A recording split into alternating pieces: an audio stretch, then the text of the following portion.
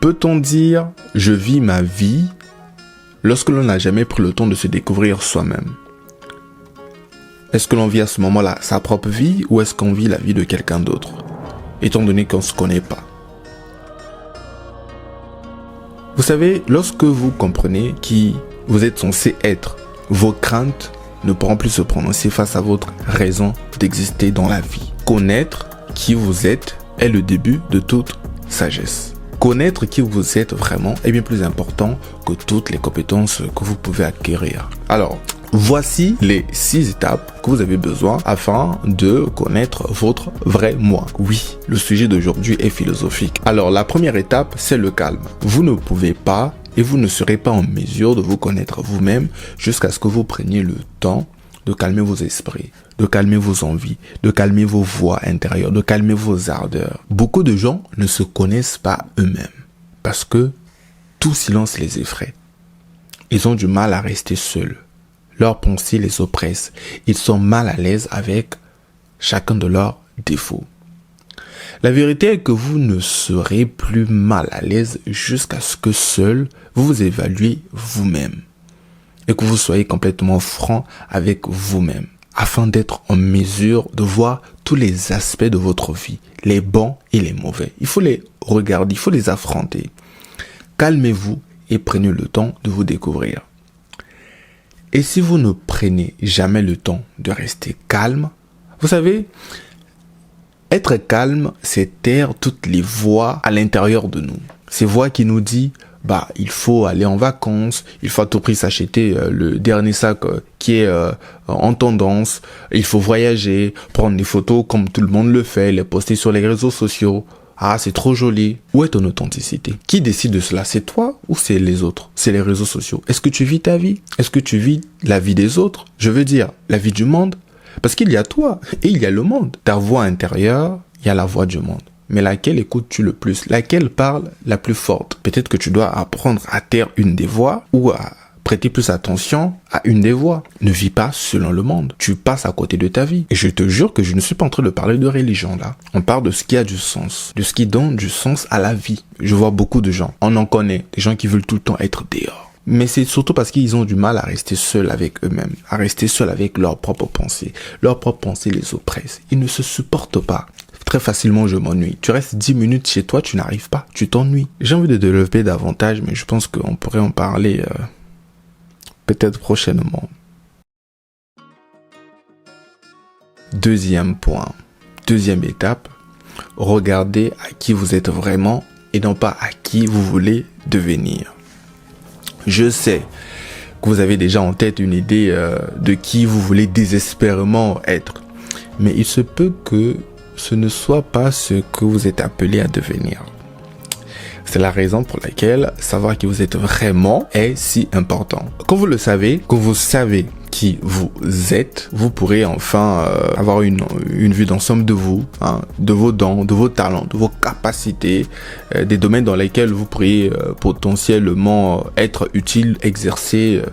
Et bien qu'il y a de nombreux points à relier dans votre voyage pour vous aider à vous découvrir, la meilleure façon de commencer est de faire un test de personnalité, le test de force et de faiblesse. Non, je sais, ces auto-évaluations ne sont pas parfaites, mais elles indiquent du moins vos points forts afin de pouvoir vous concentrer sur le changement que vous êtes destiné à apporter dans le monde.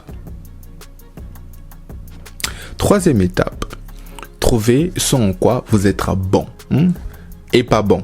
Ce pourrait être l'étape la plus difficile dans le processus de trouver qui vous êtes. Mais c'est nécessaire. Bien sûr, il faut trouver la méthode empirique, essai-erreur, pour trouver ce en quoi vous êtes bon et pas mauvais. Ou moins bon, si vous voulez. Très généralement, on abandonne très rapidement. Ah, j'ai tout tenté. C'est vrai, c'est important de savoir quand laisser tomber. Quand pouvez-vous dire avoir passé suffisamment de temps? Laissez tomber lorsque vous avez mis suffisamment de temps et que vos efforts ne sont pas remboursés en retour. Ok, c'est seulement là que vous pouvez décider de laisser tomber.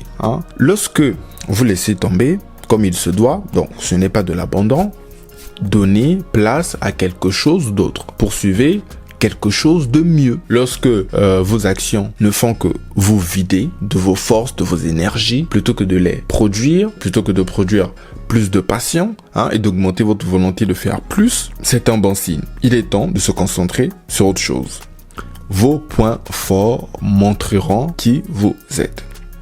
Alors, il y a un conseil que Jack Ma a donné à Moulay dans la conférence Back to Africa, où Moulay était en train de raconter la petite anecdote. C'est que Jack Ma avait constaté en Moulay qui se donnait beaucoup d'efforts pour rattraper ses faiblesses. Et Jack Ma, pour ceux qui ne savent pas, Jack Ma, l'homme le plus riche de l'Asie, il lui dit, ça c'est l'anecdote que Moulay raconte, c'est que Jack Ma lui dit, et jusqu'aujourd'hui c'est resté dans ma tête, quand même, quand on va dans de telles conférences, c'est aussi ça le gain qu'on a, c'est que Jack Ma lui dit, tu passes trop de temps à vouloir rattraper tes faiblesses. Oublie. Concentre-toi sur tes forces. Ça, c'est déjà un acquis. Deviens tellement fort que tes forces fassent de l'ombre à tes faiblesses. Cela ne veut pas dire qu'il faut oublier, qu'il ne faut pas regarder à ses faiblesses, non. Mais on passe parfois trop de temps à vouloir tout rééquilibrer. Non. Il faut se concentrer sur tes forces. C'est tes forces qui te feront distinguer et qui te feront briller. Concentre-toi là-dessus. Et parfois, tu n'auras plus beaucoup de temps à donner à tes faiblesses. En tout cas, c'est un conseil qui aujourd'hui m'a marqué. Donc, c'est important que vous connaissiez vos forces et vos faiblesses pour ne pas perdre trop de temps dans ce qui plutôt n'est pas réellement quelque chose qui vous passionne, qui vous donne de l'énergie, de la force, qui produit en vous de la volonté. Quatrième point, trouvez ce dont vous êtes passionné. La passion de toutes sortes de choses, ce n'est pas une mauvaise chose, c'est une bonne chose. Et vous devez faire attention quand cela se manifeste parce que ça indique un domaine de vie dans lequel vous devez accorder plus d'attention. Si nous parlons de suivre votre passion dans le travail, c'est une bonne chose. Et si nous parlons d'avoir plus de passion pour la vie, quel qu'il en soit, c'est une bonne chose en général. Concentrez-vous davantage sur la passion. Comprenez qui vous êtes de mieux en mieux. Et vous allez avoir un impact plus important dans ce que vous faites à cause de la passion. La passion produit l'effort et l'effort continu produit du résultat. Soyez passionné par un travail. C'est un signe. La cinquième étape, demandez des commentaires sur vous. Demandez aux autres ce qu'ils savent de vous, ce qu'ils ont à dire sur vous. Si vous ne vous connaissez pas, entendre ce que les autres ont à dire à propos de vous peut être pratique et utile. Posez-leur des questions plutôt simples. Quelles sont les forces que vous pensez que je dois développer davantage? Quelles sont les faiblesses que vous pensez que je dois travailler? Bon, bien sûr, leur opinion ne sera pas parfaite, mais leurs commentaires indiqueront du moins les points sur lesquels vous devriez certainement prêter un peu plus d'attention. C'est une étape qui est particulièrement importante pour des personnes qui sont bloquées au niveau où ils n'arrivent pas à se retrouver. Parfois, personnes qui sont les plus proches de nous peuvent voir quelque chose en nous que nous pourrions pas voir nous-mêmes. Donc, ça peut être vraiment intéressant. Donc, la sixième étape consiste à évaluer vos relations. Un grand aspect de ce voyage, de ce cheminement, de ce parcours-là, de se connaître soi-même, se trouve dans nos relations. Et vous vous rendez compte de cela, surtout lorsque vous êtes un leader d'équipe, lorsque vous êtes à la tête, au niveau management, lorsque vous gérez des hommes, des personnes, vous vous rendez compte que vous ne connaîtrez vraiment jamais les autres, donc vous ne vous connaissez pas vous-même. Vous savez, on arrive à ressentir ce que les autres ressentent lorsqu'on se connaît soi-même. Et ça, c'est une problématique que des leaders arrivent à rencontrer parce que au final, ils ont du mal à créer une cohérence. Ils ont du mal à fédérer de l'énergie parce que c'est ça une des caractéristiques des leaders, c'est fédérer de l'énergie, c'est fédérer des ressources. Mais lorsque des gens, ils sont fatigués, les gens n'y croient pas, comment est-ce que tu arrives à les motiver? Comment est-ce que tu arrives à puiser de l'énergie à l'intérieur d'eux? Faire en sorte que des personnes qui croyaient ne pas avoir de l'énergie puissent avoir de l'énergie.